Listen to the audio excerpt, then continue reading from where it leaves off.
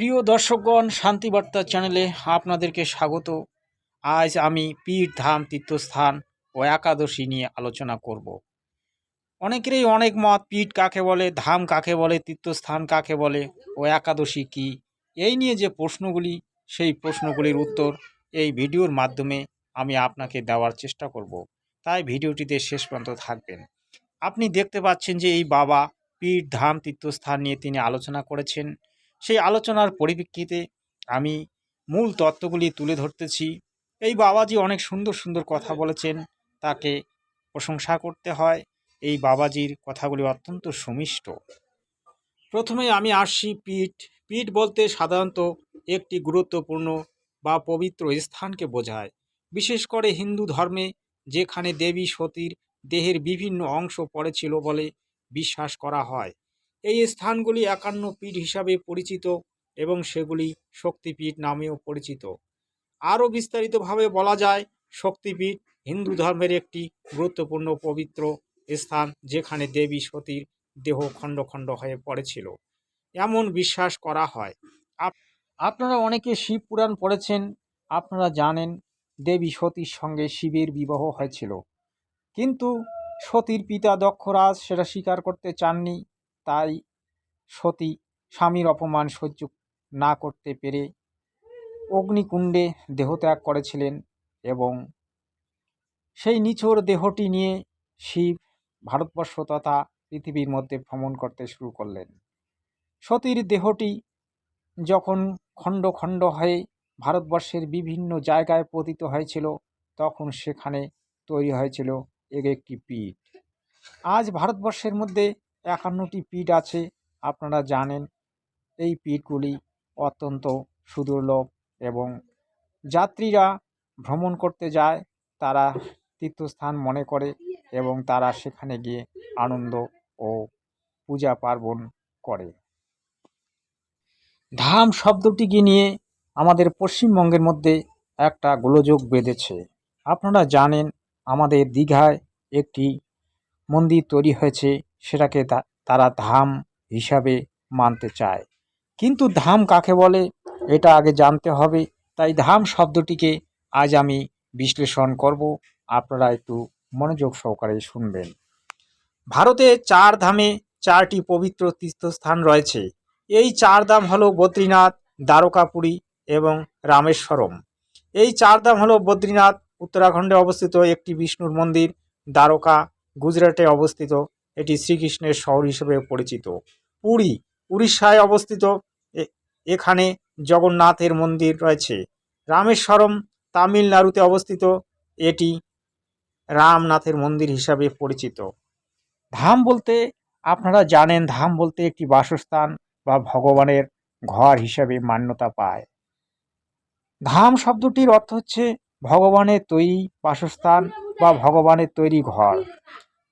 যেটা ভগবান নিজেই তৈরি করেছেন সেটাকেই বলা হয় ধাম, এবং যেখানে ভগবান সর্বদা বিরাজ করেন সেটাকেই বলা হয় ধাম। কোনো মন্দির, কোনো পীঠ ধাম হতে পারে না। ধাম শব্দটিকে আগে বুঝতে হবে, তাহলে আপনারা বুঝতে পারবেন।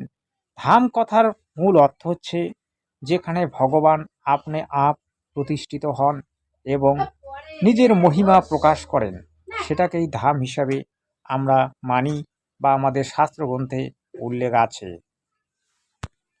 এবারে আসি আমি তীর্থ নিয়ে। তীর্থ হলো এমন একটি শব্দ যা সংস্কৃত থেকে এসেছে, যার অর্থ হলো ক্রসিং প্লেস বা ফোর্ট। এটি মূলত হিন্দু ধর্ম ও জৈন ধর্মের পবিত্র স্থান, পদ বা ব্যক্তিকে বোঝায়।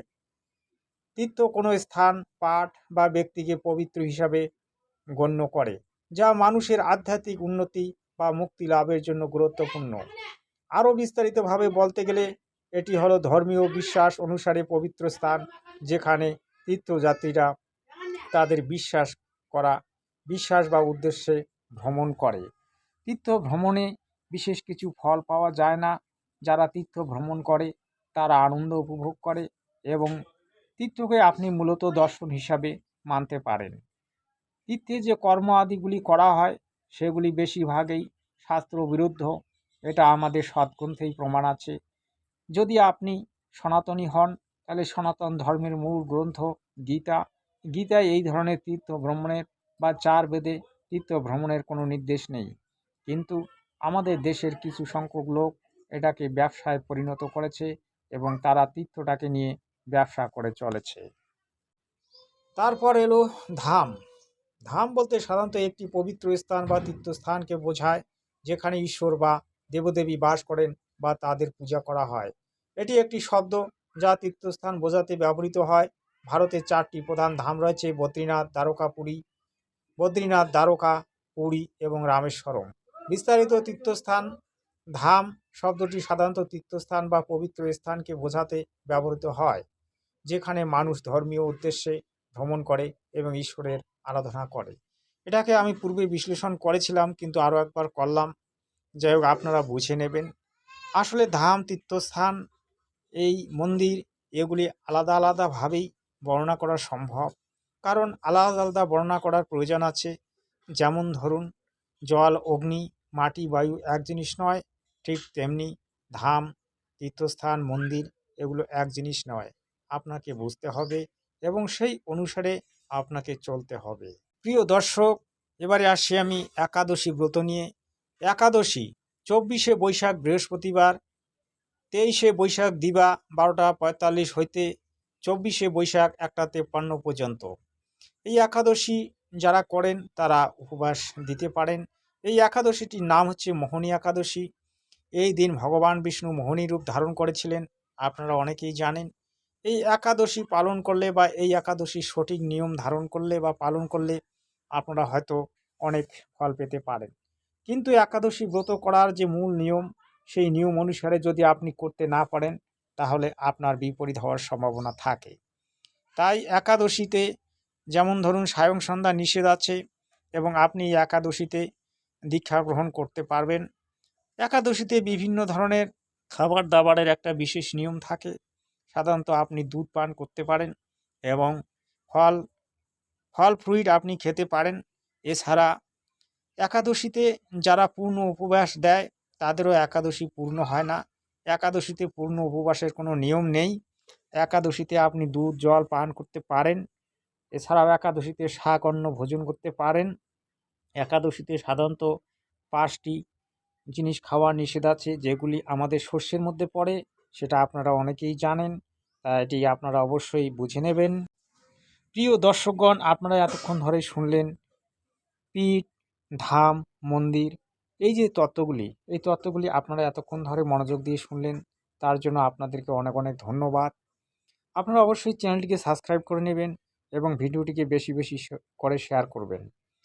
আমি যেমন একাদশীর কথা বললাম, একাদশীতে আপনি উপবাস দিতে পারেন, কিন্তু পূর্ণ উপবাস আপনি দেবেন না, তাহলে আপনার এই একাদশী করা ব্যর্থ হবে। কারণ আমাদের গীতায় বর্ণনা করা আছে, যারা অধিক উপবাস দেয় এবং যারা অধিক জাগরণ করে, যারা কম খায়, যারা সবথেকে বেশি কথা বলে, তাদের কোনো যাগযজ্ঞ বা কোনো রকম কোনো কর্ম আদি সম্পন্ন হয় না, তারা যোগী হতে পারে না। তা আপনি অবশ্যই ব্রত উপবাস করতে পারেন, কিন্তু ব্রত উপবাসে পূর্ণ রূপে আপনি উপবাস দেবেন না। এটা আমাদের শাস্ত্রগ্রন্থের মধ্যে উল্লেখ আছে। আপনারা অবশ্যই ভেবেচিন্তে কাজ করবেন আর গীতাকে আপনারা অধ্যয়ন করবেন। গীতার মধ্যে সমস্ত কিছু আপনাদের ভালোর জন্যে দেওয়া আছে। যারা গীতা অধ্যয়ন করে না বা যারা গীতা অনুসারে ভক্তি করে না, তারা আসলে শাস্ত্রবিরুদ্ধ সাধনা করে, তাদের ভক্তি এবং সাধনা ব্যর্থ হয় এবং তারা নরকে চলে যায়। তাই আপনারা ভেবেচিন্তে কাজ করবেন। আপনাদেরকে অনেক অনেক ধন্যবাদ।